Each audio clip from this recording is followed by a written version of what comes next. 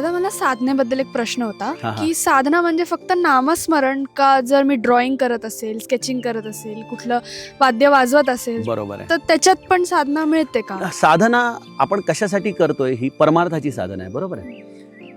No doubt हे सगळे जी तू साधना सांगितली, चित्र काढणं, एखादी रांगोळी काढणं, मी तर म्हणतो तुम्ही तुमचं ऑफिसचं काम करता आहात, त्याच्यामध्ये पूर्ण तुम्ही एनग्रॉस झालेला आहात, किंवा तुम्ही एखादं म्युझिक ऐकता आहात, वाजवता आहात, ही सगळी साधनच आहेत. No doubt about it.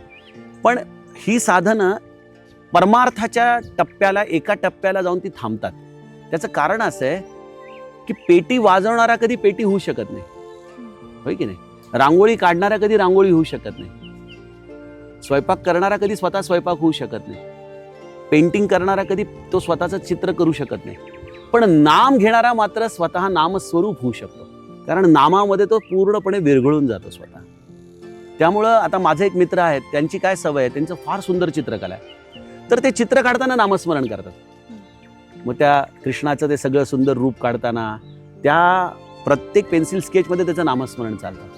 मला असं वाटतं की या साधनेच्या आधाराने तुम्हाला तुमची एकाग्रता वाढवता येईल, कॉन्सन्ट्रेशन वाढवता येईल, तुम्हाला आनंदही घेता येईल, पण परमार्थासाठी आणखीन एक पाऊल पुढं जाणं गरजेचं आहे. त्यामुळे या सगळ्या तुमच्या कलांना तुम्ही नामस्मरणाची जोड द्या. म्हणजे त्या कलांना कुठं सोडा असं मी म्हणत नाही, उलटा त्या खूप चांगल्या आहेत, खूप रेअर आहेत. ह्या सगळ्या महादेवाच्या कृपेने येतात आपल्या आयुष्यात. त्या कलांना साकार करताना त्याचं स्मरण ठेवायचं तुम्ही जर शिकला तर ती कलाच तुमच्यासाठी परमार्थ होऊन जाईल.